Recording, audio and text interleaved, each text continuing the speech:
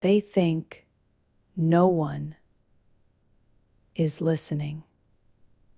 The system is designed so that no single part looks illegal in isolation. Today, we are going to break down the anatomy of what appears to be a pretty sophisticated federal shell game. And a quick shout out to the investigative groups, the Monroe Gazette and Eyes on Ice, because what we're about to show you is based on documents they worked to expose. We're going to map out a mechanism that connects federal agencies, a defense contractor down in Puerto Rico, and some of the biggest names on Wall Street. And let's be absolutely crystal clear about something from the get-go. Everything we're looking at today has been pieced together from the official public record. We're talking about government contracts, bankruptcy filings, and documents that came out through the Freedom of Information Act. These aren't opinions. These are the facts, on paper. So what do these documents show us? They lay out what is described as a clandestine operation. It's a two-part system, and it's designed to do one thing: acquire facilities while dodging any kind of public scrutiny or legal blowback. They actually give it a name: the funnel and ghost scheme. Okay, so here's how it breaks down. The whole operation is split geographically, which makes it really hard to see the full picture. Part 1, the funnel, is all about the money, and it's routed through Puerto Rico. Then you have Part 2, the ghosts.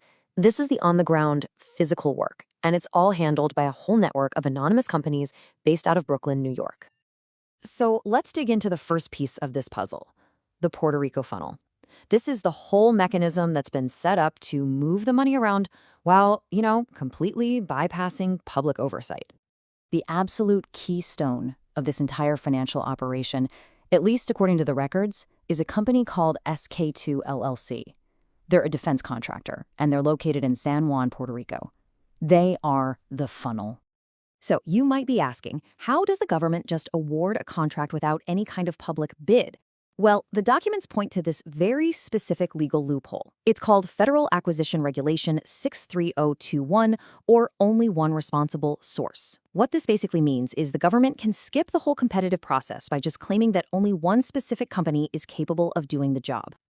And here's the price tag. The sole source contract awarded to SK2 LLC was for just under $6 million. And the official purpose? Acquisition of real property services. Essentially, they were hired to be a real estate broker for the Department of Homeland Security. Now, this wasn't just some simple real estate deal. Oh no. The contract was actually buried deep inside a massive $20 billion defense mission for something called territorial integrity.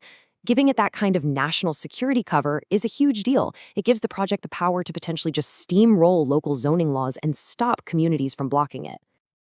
Okay, so that's the money side of things. Now let's jump over to the other half of this machine, the Brooklyn Ghost Engine.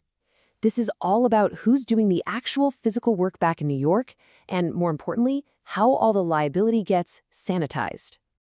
The operational hub for all these ghosts, the paper trail leads back to one single, pretty notorious address, 199 Lee Avenue in Brooklyn. This is where the subcontractors are based. Well, on paper anyway. Get this. There are over 1,000 different LLCs, limited liability companies, registered to this one building. I mean, that sheer volume alone creates this massive wall of corporate anonymity.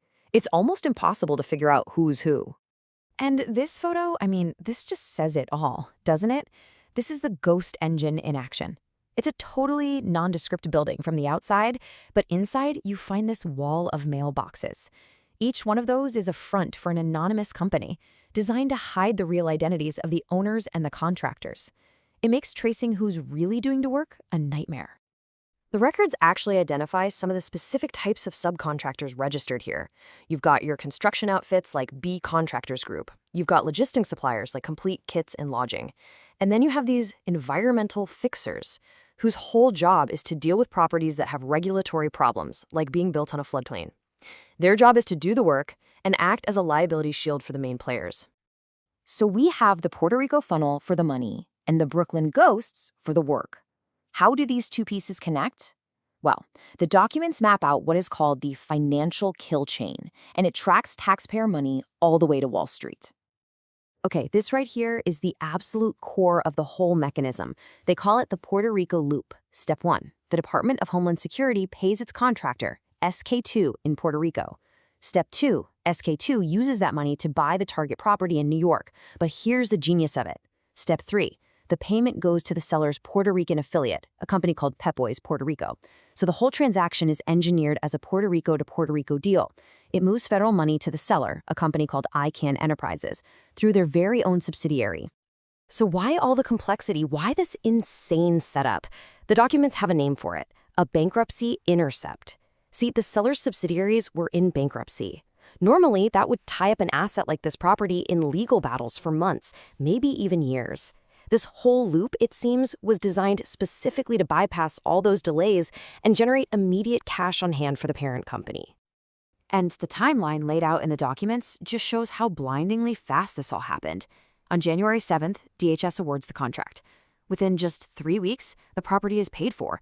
And then, the very next day, January 27th, the seller, ICANN Enterprises, files a form with the SEC disclosing that it's using cash on hand to pay off debts. That government contract was turned into liquid cash with incredible speed.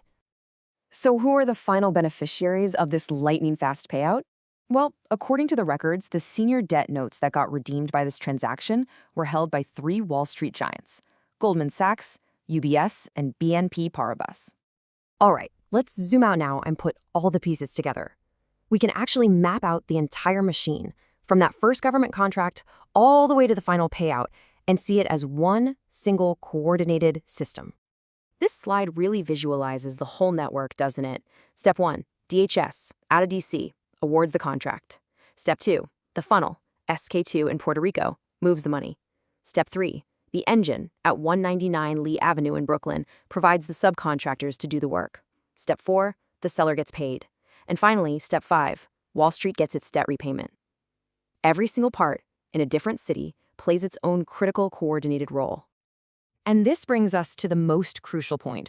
While each individual piece is carefully designed to look legitimate on its own, the documents allege that the real fraud is in the coordination. You've got the bypassing of public bidding, the use of fixers to make a non-compliant site look good on paper, and the hiding of liability behind all those anonymous subcontractors. It's the complete picture that tells the real story.